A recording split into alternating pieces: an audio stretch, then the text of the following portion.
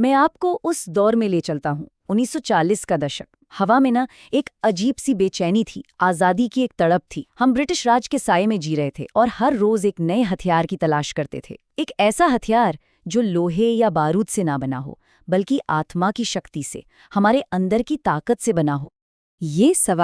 ये सवाल सिर्फ हमारा नहीं था, हमारी पिछली कई पीढ़ियों के जहन में गूंज रहा था।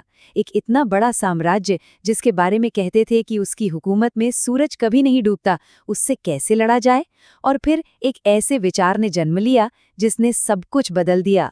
सोचिए जरा, 200 साल हम ब्रिटिश साम्राज्य के बूटों तले कुचले गए। उन्होंने हमारी जमीनें छीनी, हमारे कारोबार तबाह कर दिए और हमें ये यकीन दिलाने की कोशिश की कि हम पर हुकूमत करना उनका हक है।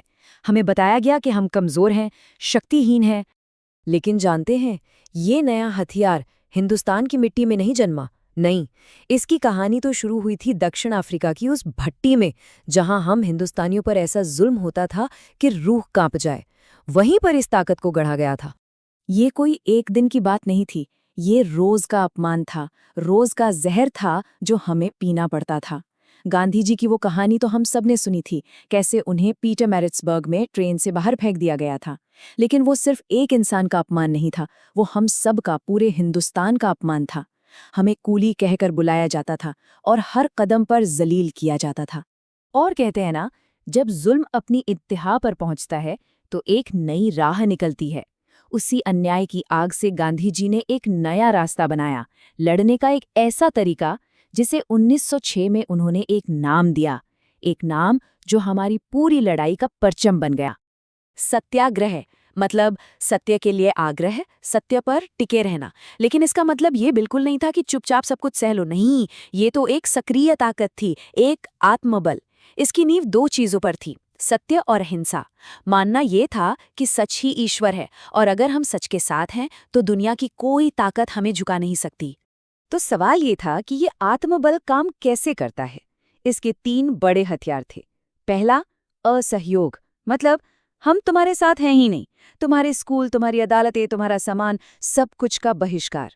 दूसरा, सविनय अवज्ञा, मतलब हम तुम्हारे गलत कानूनों को मानेंगे ही नहीं, लेकिन शांति से, बिना हिंसा के। और तीसरा, भूख हड़ताल। ये एक बहुत ताकतवर तरीका था खुद को तकलीफ देकर सामने वाले की आत्मा को झंझोड़ने का। और यहीं पर ये सोच लड़ाई की हर पुरानी परिभाषा को तोड़ देती थी। यहाँ मकसद दुश्मन को खत्म करना नहीं था, नहीं, मकसद था उसका दिल बदलना, उसकी सोच बदलना। और ये कैसे होगा? खुद दुख सहकर, ताकि वो अपने ही अन्याय को अपनी आंखों से देख सके। तो जब गांधी जी 1915 में भारत वापस आए तो ये आत्मबल पहली बार हमारी अपनी धरती पर आजमाया गया और उन्होंने हमें दिखाया कि ये सिर्फ कोई किताबी बात नहीं है, ये एक ऐसी शक्ति है जो सच में काम करती है।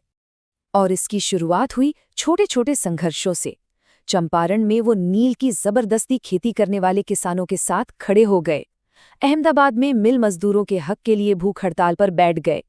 खेड़ा में जब फसल बर्बाद हो गई तो किसानों के लिए टैक्स माफी की लड़ाई लड़ी। ये छोटी छोटी जीतें थीं, लेकिन ये उस बड़ी आग की चिंगारियां थीं जो आगे लगने वाली थीं। इन छोटी जीतों ने जो असर पैदा किया उसका अंदाजा तो किसी को भी नहीं था। देखते ही देखते ये छोटे छोटे सत्याग्रह पूरे देश में फैल गए और एक ऐसे आंदोलन में बदल गए जिसने ब्रिटिश राज की जड़ों को हिलाकर रख दिया।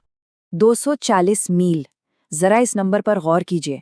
240 मील पैदल, ये कोई मामूली सफर नहीं था, ये एक पूरे देश का सफर था, एक साम्राज्य को चुनौती देने का। और हथियार क्या था? सिर्फ एक चुटकी नमक। वो दांडी मार्च सिर्फ नमक बनाने के लिए नहीं था, अरे नहीं, वो तो एक प्रतीक था अंग्रेजों के सबसे गैर वाजिब कानूनों में से एक को तोड़ने का। और क्या कमाल हुआ, अमीर गरीब, हिंदू मुसलमान, मर्द औरत सब एक हो गए। हमारी माँ बहनें तक हजारों की तादाद में घरों से निकल आईं।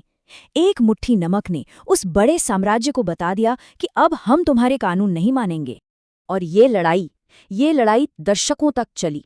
1920 का असहयोग आंदोलन हो या फिर 1942 में भारत छोड़ो का नारा और गांधी जी का वो आखिरी आह्वान, करो या मरो, ये हमारे सब्र, हमारे इरादे और हमारी एकता का सबसे बड़ा इम्तिहान था। लेकिन आज जब हम पलटकर उस दौर को देखते हैं तो एक बात साफ समझ आती है, यह आंदोलन सिर्फ राजनैतिक आज़ादी के लिए नहीं था, इसने तो हमें भीतर से हमारी आत्मा को बदल कर रख दिया। देखिए, हमारे सामने दो रास्ते थे। एक तरफ था ब्रिटिश साम्राज्य का रास्ता, जो डर, बंटवारे और जुल्म के कानूनों पर चलता था, और दूसरी तरफ था सत्याग्रह का रास्ता, जिसकी बुनियाद थी सच, एकता और हिम्मत। और आखिर में आत्मा की ताकत ने डर की ताकत को हरा ही दिया। इस आंदोलन ने हमें सिर्फ अंग्रेजों से छुटकारा नहीं दिलाया, इसने हमें हमारा वो आत्मसम्मान लौटाया जो हम खो चुके थे। इसने हमें सिखाया कि हम किसी पर निर्भर नहीं हैं, हम आत्मनिर्भर हैं।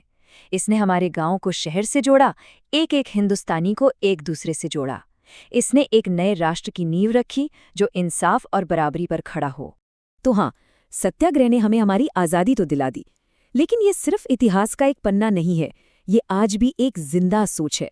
सोचिए, जिस ताकत ने एक इतने बड़े साम्राज्य को झुका दिया, वो आज की दुनिया में जहां आज भी इतना अन्याय है, इतनी नाइंसाफी है, वो आत्मबल आज हमें क्या रास्ता दिखा सकता है? ये सवाल हम सबको सोचना चाहिए।